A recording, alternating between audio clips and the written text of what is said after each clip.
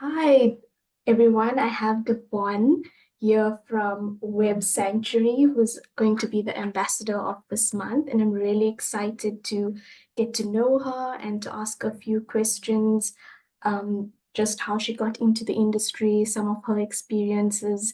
And yeah, welcome, Devon. Before I talk too much, let me ask you a few questions about you. So just tell our viewers and listeners a little bit about yourself and how your journey started. Hey everyone, thanks so much for having me. I'm super excited to be a part of this program with you all. So my name is Devon. I've been in the Web3 space since 2015, actually already 2016. And I actually had my first introductory course with another badass woman in blockchain. Her name's 𝐃𝐞𝐯𝐳𝐧. So she took me on my first ever Bitcoin training course, and from there it was kind of the rest was history. That's when I first started getting really interested in the technology. I was working in a bank at the time. They didn't really want to do anything more in crypto. Then I kind of broke off and started my own company, which was my first company, Linum Labs.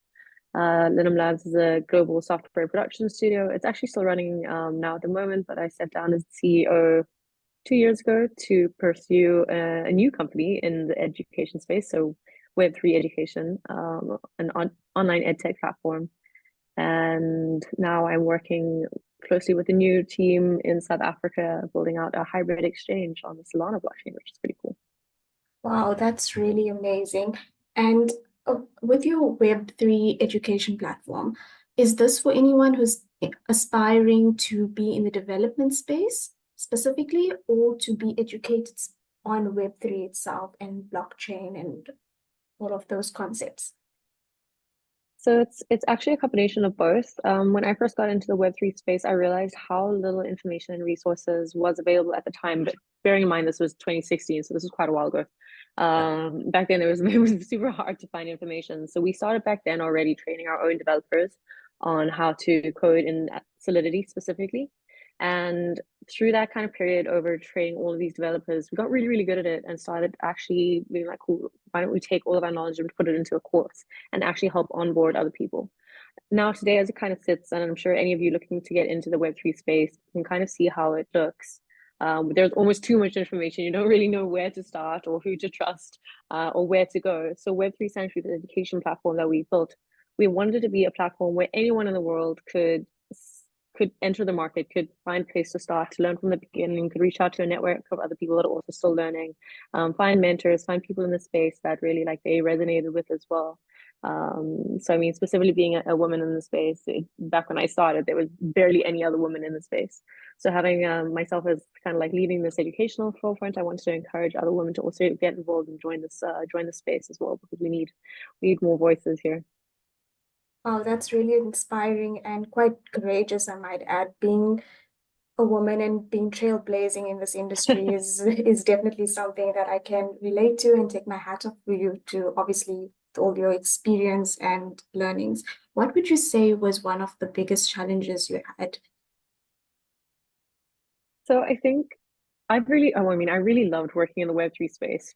Even as early as 2016, people were really kind and approachable, and they were all trying to build really awesome things. So I think like the community and ecosystem really drew me in.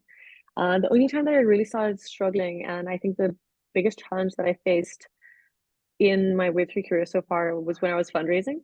Fundraising is hard. And I think especially being a female founder, we encounter a lot of, I guess, like different challenges.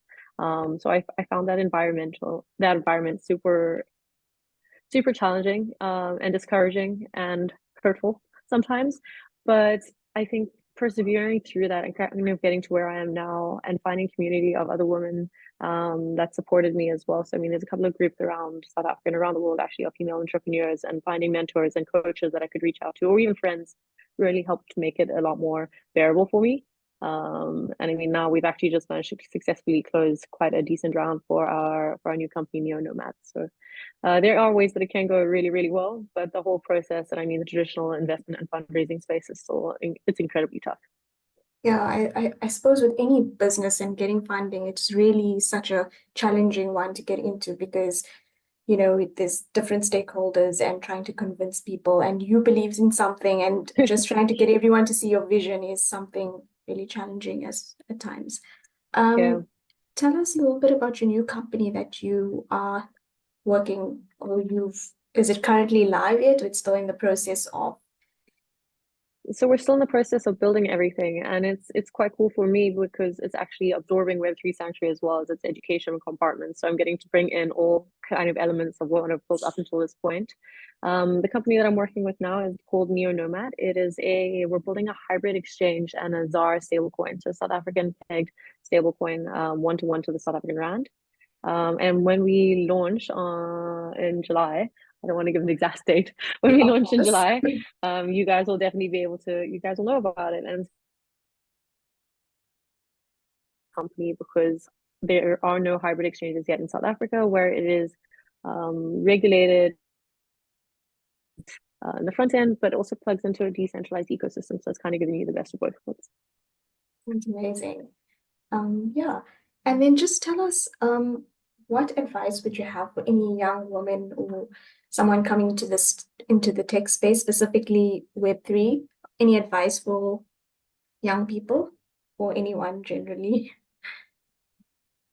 Yeah, I think I think learning to code is like at least having an understanding of code is super important. You don't need to learn how to code, but just kind of like understand how it works, understand the logic is super important.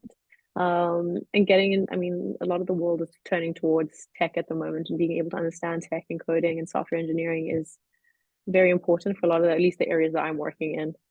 So I studied a little bit of coding and a lot of business, and that's kind of how I ended up where I am now. And that little bit of coding has really, really helped benefit me, at least in my career path so far. My other piece of advice would be to find your community, to find your ecosystem, and to build people around you. So, like, find people that are interested in the same things as you, find people that are going to help bring you up, that can connect you, that will network with you. Because as much fun as building all of this is, it's more fun to do it together, and to do it with people that are believing and believe in the same things and are working towards the same goals as you are. Because that's really what it's about, I guess. Yeah, and to celebrate with people together, like that's something that's really special as well. I'm gonna Yeah, ask you a tricky exactly. question. What do you enjoy more, the business side of things or the coding side of things? I prefer. Ooh, that is a tricky one. Because doing the business stuff can get a little bit boring sometimes, but I really love working with developers. I think that's actually my favorite part of it. I love the way that developers think, and there is definitely a mindset about how developers think. And it's always super interesting to discuss business solutions. There's actually a really good book called, I think it's called like Ask Your Developer. Yeah. So a lot of how I run my business is dependent on how my developers think. Um, Yeah, you want someone who's analytical and also can see the end user, the whole process of everything. exactly, exactly. Yeah. And yeah, so I think what I was going to say is that it sounds really amazing. And if anyone, do you specifically hire people who are self-taught developers, or do you look for people who have, like, studied at university and have a degree? Or because I know like these days there's a lot of online courses and people can like self-teach themselves and become, understand the basics. So is there anything specific you look at when hiring developers on your side? So all of my companies actually, we stopped looking at degrees a long time ago, and I think that speaks a lot for World is moving, how the I market is changing. Like, yeah, yeah, exactly. The world is changing. It's going in this different kind of direction. But it's really exciting to me because it's actually enabling people that maybe haven't been able to learn in the past. Maybe there was like resource restrictions or they weren't able to go to university. Now, if you want to learn to code, you can really just teach yourself. All you need is a Wi-Fi connection and a laptop, or a phone. So like, there's so many new ways now that we can actually just teach ourselves. And if you want to learn bad enough, then you will. So what we found is like some of the best developers that we've actually ever hired or that I've ever hired were self-taught developers that never went to university, but they just really, really wanted to figure out how the code works. And that's kind of how we ended up finding like the best people because those are the most passionate ones, the ones that make a plan, you know? exactly. Um, Yeah. And those, yeah, yeah, so that's really cool that that opens up a opportunity for people, as you said, who don't necessarily have the yeah. resources to go to university. So that's really incredible. How do people connect with you or get in touch with you, if they want to learn more about what you are doing in the tech space? Yeah, so my LinkedIn is a notorious black hole of messages. Please don't try and message me there. Yeah, yeah, no, Um, of course, we don't want anything. I'm not even sure who's real anymore on LinkedIn, to be honest. There's so much happening on that Why platform. are you getting inundated with DMs and stuff on So LinkedIn? yeah, I don't even know what's happening there. I've given up. But if the best way to probably contact us is via any of our websites or our contact forums, or if you have my email, otherwise Twitter, Telegram. If you really want to get hold of me, there's the Instagram, but that is only if it's like life Yeah, or that's death. like your personal space. You don't want Yeah. people to talk about business on Yeah, but I mean, like Instagram. reaching out to any of our company pages on Instagram is actually like, yeah, we'll definitely respond to those too. So I mean, we're pretty open. There's so many communication channels these days. It's hard to kind of push people in a specific direction. But Cool. I And am then, always available. Oh, you guys can actually reach out to Girls in Tech if you would like to mentorship or connect. I'm yeah, happy to have my contact passed along if you guys need anything. sounds amazing.